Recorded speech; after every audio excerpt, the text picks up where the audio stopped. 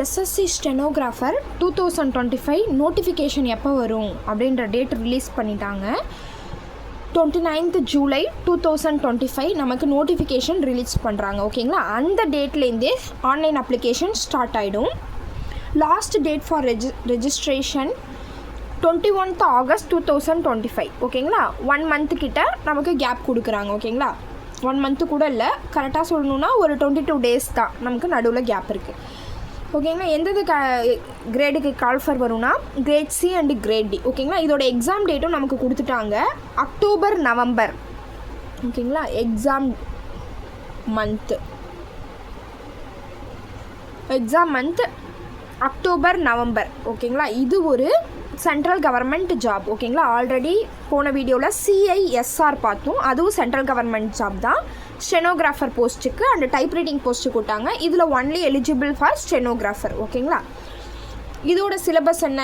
General intelligence and reasoning, general அவேர்னஸ்ன்றது science, polity, history இதெல்லாம் cover ஆகிடும். ஜென்ரல் இன்டெலிஜென்ட் அண்ட் ரீசனிங்கில் மேக்ஸ்.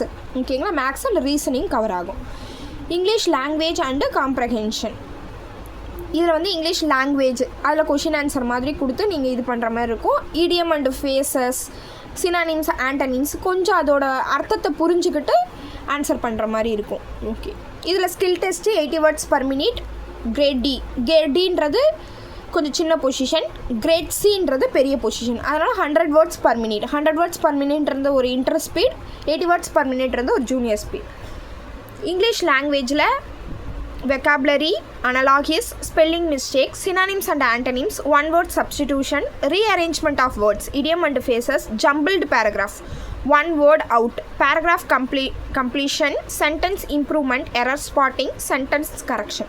இவ்வளோ கொடுத்துருக்காங்க. இது எல்லாத்தையுமே படிக்கணுமா? அப்படிலாம் கிடையாது. உங்களுக்கு எது நல்லா வரும்? இடியம்ஸ் அண்ட் ஃபேஸஸில் வந்து கொஞ்சம் மெமரைஸ் பண்ணுற மாதிரி இருக்கும். இப்போ இதோட வேர்டுக்கான அர்த்தம் இதுதான் அப்படின்னு மெமரைஸ் பண்ணுற மாதிரி இருக்கும். இல்லை எனக்கு மெமரைஸ் பண்ண கொஞ்சம் கஷ்டமாக இருக்கும், புரிஞ்சுக்கிட்டு பண்ணால் நல்லா பண்ணிடலாம். ஸ்பெல்லிங் மிஸ்டேக்ஸை நீங்கள் ஈஸியாக இது பண்ணலாம், கிராக் பண்ணலாம்.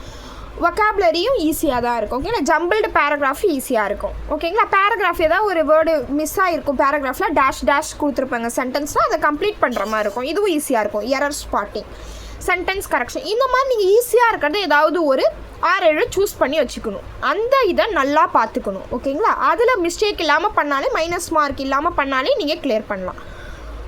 Mental ability and reasoning, verbal logic, syllogism, visual, code and decoding, statement and conclusion, puzzles, tables, blood relation, input and output. ஓகேங்களா, இந்த ரீசனிங் ஆல்ரெடி இப்போ குரூப் 2ல் இருந்துச்சு, குரூப் 2Aலையும் இருந்துச்சு, நிறைய ப்ரிப்பேர் பண்ணாங்க. ஓகேவா, இப்போ குரூப் 4க்கு இன்க்ளூட் பண்ணிட்டாங்க ரீசனிங்கை, இப்போயும் ப்ரிப்பேர் பண்ணிகிட்டு இருக்காங்க. ஆல்ரெடி இருக்கிற இந்த மாதிரி சென்ட்ரல் எக்ஸாமுக்கு ஆல்ரெடி ரீசனிங் இருக்குது, ஆனால் இதுக்கெலாம் யாரும் ப்ரிப்பேர் பண்ண வர மாட்டீங்க. ஓகேங்களா, இப்போ சேம் தான், அதில் என்ன ப்ரிப்பேர் பண்ணுறீங்களோ அதை தான் சேமாக பண்ண போகிறீங்க. ஓகேங்களா, பசில்ஸ் இதெல்லாமே கொஞ்சம் நல்லா புரிஞ்சுக்கிட்டு ஒரு நீங்கள் நோட்ஸ் மாதிரி ரொம்பலாம் எடுத்து வைக்க வேணாம். சும்மா கோடிங் அண்ட் டீகோடிங்னா என்ன, எப்படி பண்ணணும்னு ஒரு 4 or 5 மெத்தட்ஸ் இருக்கும். அந்த 5 மெத்தட்ஸை நோட் பண்ணிக்கிட்டிங்கன்னா போதும். எக்ஸாம் வரைக்குமே நீங்கள் அதை பார்த்துக்கிட்டாலே போதும். இதுக்கு ஒர்க் அவுட் பண்ணி பார்க்குறதுக்கு வேணால் நீங்கள் அகர்வால் புக் வாங்கிக்கலாம். அகர்வால் புக்கிலே 2 இருக்குப்பா. ரீசனிங் அகர்வால்னு ஒன்று இருக்கும், ஆப்டிடியூட் அகர்வால்னு ஒன்று இருக்கும். ஓகேங்களா, இந்த 2 புக்குமே நீங்கள் வாங்கிக்கணும். அப்போ தான் உங்களுக்கு எல்லா சிலபஸுமே கவர் ஆகும். இன்க்ளூடட் TNPCயில் உள்ள ரீசனிங் அண்ட் மேக்ஸ் ஆப்டிடியூடும் கவர் ஆகிடும். ப்ளஸ் நீங்கள் வந்து சென்ட்ரல் கவர்மெண்ட் எக்ஸாம் எது ப்ரிப்பேர் பண்ணாலும் சேம் சிலபஸ் தான்ப்பா இருக்கும். 95% சேம் சிலபஸ் தான் இருக்கும். ஸோ அதனால் நீங்கள் ஈஸியாக கவர் பண்ணிடலாம். அந்த புக்கெலாம் நீங்கள் வாங்கி வச்சுக்கோங்க. ஓகே, குவான்டிட்டி, ஆப்டிடியூடுன்றது பர்சன்டேஜ், ஃபார்முலாஸ் வச்சு போடுற மாதிரி இருக்கும். இதெல்லாம் நம்ம வந்து ஜென்ரலாக வந்து அன்னோட டெய்லி லைஃப்பில் நம்ம என்ன பண்ணுறோம் அதை பற்றி இருக்கும். அதுதான் ரீசனிங்கு. ஆப்டிடியூடுன்றதுல இது ஃபார்முலாஸ் அதெல்லாம் இது பண்ணி மெமரைஸ் பண்ணி கொஞ்சம் ஒர்க் அவுட் பண்ணுற மாதிரி இருக்கும். LCM, HCF மெத்தட் ஒன்று இருக்கும், அதை ஃபாலோ பண்ணுற மாதிரி இருக்கும். போர்டமஸ்னால் உங்களுக்கு என்ன தெரியும், ப்ளஸ்ஸு மைனஸ்லாம் ஒரு நீட்டாக கொடுத்துருவாங்க சீரீஸ் மாதிரி. அதை ப்ராக்கெட்டில் இருக்கிறத ஃபஸ்ட்டு பண்ணணும். அந்த மாதிரி ஒன்றா பண்ணிங்கன்னா டிவைடுக்கு அப்புறம் தான் மல்டிபிள் பண்ணணும், மல்டிபிளுக்கு அப்புறம் அடிஷன் பண்ணணும், அடிஷன் பண்ணிட்டு தான் சப்ராக்ஷன் பண்ணணும். ஓகேங்களா, அதான் போர்டமஸ் ரூல். மென்சுரேஷன், அல்ஜிப்ரா இது எல்லாமே நீங்கள் ஸ்கூல்லே படிச்சிருப்பீங்க. பட் அதை ஒரு வாட்டி ரீகால் பண்ணணும். ஓகேங்களா, அப்போ ரீகால் பண்ணும்போது ஒவ்வொரு சாப்டருக்கும் அட்லீஸ்ட் ஒரு 2 to 3 பேஜ் நீங்கள் ஓன் நோட்ஸ் எழுதி வச்சுக்கிட்டாலே போதும். அந்த மெத்தட்ஸை மட்டும் கவர் பண்ணிக்கிட்டிங்கன்னா அந்த மெத்தட்ஸை ஒரு வாட்டி பார்த்துட்டு அகர்வால்லேருந்து தான்ப்பா கொஷின் கேட்பாங்க. ஓகேங்களா, சென்ட்ரல் கவர்மெண்ட்டுக்கும் அதுலேருந்து தான் கேட்பாங்க. இப்போ ஸ்டேட் கவர்மெண்ட்டும் குரூப் 2A அதுலேருந்து தான் கேட்டிருந்தாங்க. ஓகேங்களா, அதனால் நீங்கள் வந்து அகர்வால் புக்கை நல்லா பார்த்துக்கிட்டாலே போதும். உங்களுக்கு எல்லா மெத்தட்ஸு இந்த எல்லா டாபிக்ஸும் கவர் ஆகிடும். ஜென்ரல் அவேர்னஸ், கரண்ட் அஃபேர்ஸ் இப்போ எவ்வளோ இம்பார்ட்டன்ஸாக இருக்குது கரண்ட் அஃபேர்ஸ்னு உங்களுக்கு தெரியும். இப்போ நீங்கள் ஹிஸ்ட்ரி படித்தாலுமே அது கரண்ட் அஃபேர்ஸ் ரிலேட்டடாக தான் வருது.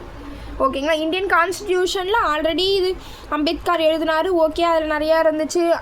ஆர்டிக்கல் 12 என்ன சொல்லுது, ஆர்டிக்கல் 14 என்ன சொல்லுது அப்படின்றது ஒவ்வொரு ஆர்டிக்கலுக்கு இருந்துச்சு. பட் ஆனால் அது எல்லாமே இப்போ கரண்ட் அஃபேர்ஸில் என்ன யூஸ் பண்ணியிருக்காங்க, எந்த லா யூஸ் பண்ணியிருக்காங்க, 226 ஹைகோர்ட்டு, சுப்ரீம் கோர்ட்டு, அந்த மாதிரி இந்த மூவி வச்சுலாம் கூட கேட்குறாங்க. ஓகேங்களா, சூர்யா மூவி கூட கேட்குறாங்கல்ல, அந்த மாதிரி இப்போ கரண்ட் அஃபேர்ஸில் என்னன்றதை ரிலேட் பண்ணி நீங்கள் படிச்சுக்கணும். ஓகேங்களா, இந்த கான்ஸ்டிடியூஷன்ஸ் மட்டும் படித்தா போதும். கரண்ட் அஃபேர்ஸில் என்ன கேஸ் நடக்குது, அந்த கேஸுக்கு என்ன ரூல் அப்ளை பண்ணியிருக்காங்க, எந்த ஆர்டிக்கல் மூலயமா தீர்ப்பு வழங்கியிருக்காங்க அப்படின்றத நீங்கள் தெரிஞ்சுக்கிட்டு படிக்கணும். ஓகேங்களா, எக்கனாமிக்கு, ஸ்போர்ட்ஸு, ஜாகிரஃபி.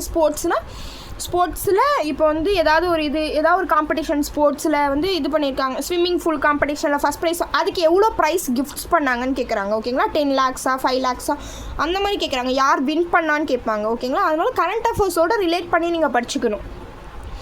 சயின்டிஃபிக் ரிசர்ச்சை பற்றி கேட்பாங்கப்பா. ஓகேங்களா, சயின்ஸ் ரிலேட்டடாகவும் இருக்கும் கொஷின். ஓகே, இதில் எனக்கு நல்லா சயின்டிஃபிக் ரிசர்ச்லாம் எனக்கு கொஞ்சம் நல்லா வராது. அப்புறம் இந்தியன் கான்ஸ்டியூஷன் படிச்சுக்கோங்க, கதை மாதிரி தான் இருக்கும். ஹிஸ்ட்ரி படிச்சுக்கோங்க, கதை மாதிரி இருக்கும். ஜாகிரஃபி உங்களுக்கு வந்து இல்லை பேசிக்காகவே எனக்கு கொஞ்சம் ஆறு, ரிவர்ஸு, டேம் அதெல்லாம் எங்கே இருக்குன்னு தெரியாது அப்படின்னா அதை விட்டுருங்க. பாக்கி இருக்கிற எது உங்களுக்கு நல்லா வருமோ அதை நல்லா கவர் பண்ணிக்கோங்க. ஏன்னா மைனஸ் மார்க் இருக்கிறது ஒரு ப்ளஸ் தான்ப்பா எப்படி பார்த்தாலுமே. ஏன்னா நிறைய பேர் வந்து நீங்கள் நிறைய இப்போ 200 கொஷினுக்கும் படிச்சுட்டு போக வேணாம். ஓகேவா, அட்லீஸ்ட் ஒரு 150 130 கொஷின் நல்லா நீங்கள் ப்ரிப்பேர் பண்ணிட்டு போனாலும் மைனஸ் மார்க்கை தவிர்த்துக்கிட்டாலே போதும், நீங்கள் ஈஸியாக கிளியர் பண்ணலாம். ஓகேங்களா, ஓகே. இப்போ இதில் எக்ஸ்ட்ரா நீங்கள் என்ன ஆட் பண்ண போகிறீங்க, தமிழ் லாங்குவேஜில் என்ன ஆட் பண்ணுவீங்க, தமிழ் லாங்குவேஜில் டிஎன்பிசிக்கு ஆட் பண்ணுவோம். ஓகேவா, மற்றபடி சென்ட்ரல் கவர்மெண்ட்டு சேம் சிலபஸ்ப்பா. நீங்கள் என்ன தமிழ் லாங்குவேஜில் கொஞ்சம் ஜென்ரல் அவேர்னஸ்லாம் படிச்சிங்கன்னா கொஞ்சம் கஷ்டமாக இருக்கும். இதுக்கப்புறம் எப்படி படிக்கிறீங்கன்னா தமிழ் ப்ளஸ் இங்கிலீஷ், தமிழ்லேயும் படிங்க, அதே இங்கிலீஷ்லேயும் எப்படி கொஷின் கேட்பாங்கன்னு பார்த்து வச்சுக்கோங்க. மேக்ஸு, ரீசனிங்கை பொறுத்த வரைக்கும் பிரச்சனை இல்லை. தமிழில் இருந்தாலும் கிளியர் பண்ணலாம், இங்கிலீஷில் இருந்தாலும் சேமாக தான் இருக்க போகுது நம்பர்ஸை பொறுத்த வரைக்கும். இங்கிலீஷ் லாங்குவேஜுக்கு இம்பார்ட்டன்ஸ் கொடுங்கப்பா. நீங்கள் சென்ட்ரல் கவர்மெண்ட் போடுங்க, இங்கிலீஷ் லாங்குவேஜுக்கு நிறைய இல்லை, எனக்கு இங்கிலீஷ் கொஞ்சம் கம்மியாக தான், இதில் இருக்கிறத பாக்கி இருக்கிறத நிறையா ஸ்கோர் பண்ணுங்கள். இங்கிலீஷை கம்மியாக பார்த்துக்கிட்டா கூட. ஓகேங்களா, இதில் வந்து தமிழ் லாங்குவேஜ்னு டிஎன்பிசி கூடயே இப்போ வந்துருச்சு. ரீசனிங், ஆப்டிடியூட், ஜென்ரல் அவேர்னஸ்லாம் சேம் தான். இது ஒன்று எக்ஸ்ட்ரா இங்கிலீஷ் லாங்குவேஜ் இருக்க போது சென்ட்ரல் கவர்மெண்ட்டில், ஸ்டேட் கவர்மெண்ட்டில் தமிழ் லாங்குவேஜ் இருக்க போது. இதான் உங்களுக்கு டிஃப்ரென்ஸ் வரும்ப்பா. அதனால் வந்து நல்லா ப்ரிப்பேர் பண்ணுங்கள். ஸோ இப்போலேருந்து ப்ரிப்பேர் பண்ணாலே நீங்கள் வந்து கரெக்டாக இருக்கும் உங்களுக்கு. ஓகேங்களா, அக்டோபர் நவம்பர் எக்ஸாம் அட்டன் பண்ண போகிறீங்க. நடுவில் எத்தனை மந்த் இருக்கும், 4 or 5 months 6 month கிட்ட தான், 6 to 7 month தான் இருக்கும். ஓகேங்களா, உங்கள் ப்ரிப்பரேஷன் டைம். ஸோ அது வரைக்கும் நீங்கள் நல்லா பண்ணிக்கலாம். இதில் கண்டிப்பாக ஜூனியர் சர்டிஃபிகேட் வச்சு தான் போகணும், இன்டர்மீடியட் சர்டிஃபிகேட் வச்சு தான் போகணுன்னு கிடையாது. சர்டிஃபிகேட் கம்பல்சரி கிடையாது. உங்களுக்கு short and 80 words per minute உங்களுக்கு எழுத தெரிஞ்சிருக்கணும், 100 words per minute எழுத தெரிஞ்சிருக்கணும். அவங்க அங்கே டிக்டேஷன் கொடுப்பாங்க, அந்த இதை நீங்கள் கம்ப்ளீட் பண்ணி உங்களுக்கு கொடுத்தா போதும். அந்த எக்ஸாமில் கிளியர் பண்ணிங்கன்னா போதும், சர்டிஃபிகேட் எலிஜிபிள் இல்லை. ஸோ அதனால் இப்போ டிஎன்பிசி இங்கிலீஷ் படிச்சுக்கிட்டு இருக்கேன், ஜூனியர் ப்ரிப்பேர் பண்ணிகிட்டு இருக்கேன், இன்ட்ரு போய்கிட்டு இருக்கேன்னா அவங்களாம் இந்த எக்ஸாமை கண்டிப்பாக படிங்க. ஏன்னா வந்து இப்போ கரண்ட்டில் நீங்கள் பண்ணிகிட்டு இருக்கும்போது அங்கே உங்களுக்கு எக்ஸாம் வச்சா கூட நீங்கள் ஈஸியாக அதை கிளியர் பண்ணிடலாம். ஓகேங்களா, அப்கமிங் வீடியோஸில் இந்த எல்லா சிலபஸுக்கும் நோட்ஸு, இது வீடியோ எல்லாமே அப்லோட் ஆகும். மறக்காமல் சப்ஸ்கிரைப் பண்ணி வச்சுக்கோங்க. டிஎன்பிசி தமிழ் லாங்குவேஜுக்கும் 100 marks 100 கொஷின்ஸ் வரும், அதுக்கும் சேர்த்து தான் நம்ம வீடியோ போட போகிறோம். ஸோ அதனால் எல்லோரும் சப்ஸ்கிரைப் பண்ணி வச்சுக்கோங்க. ஆன்லைன் கிளாஸும் அவைலபிளாக இருக்குது. ஏதாவது எஸ்எஸ்சி இந்த மாதிரி சென்ட்ரல் கவர்மெண்ட், ஸ்டேட் கவர்மெண்ட் எக்ஸாமுக்கு ஜாயின் பண்ணுறீங்கன்னா நம்ம வேர்ல்ட் ஷார்ட் அண்ட் அகாடமிலே ஜாயின் பண்ணிக்கலாம். காண்டாக்ட் நம்பர் கொடுத்துருக்கேன். Please subscribe my channel. Thank you.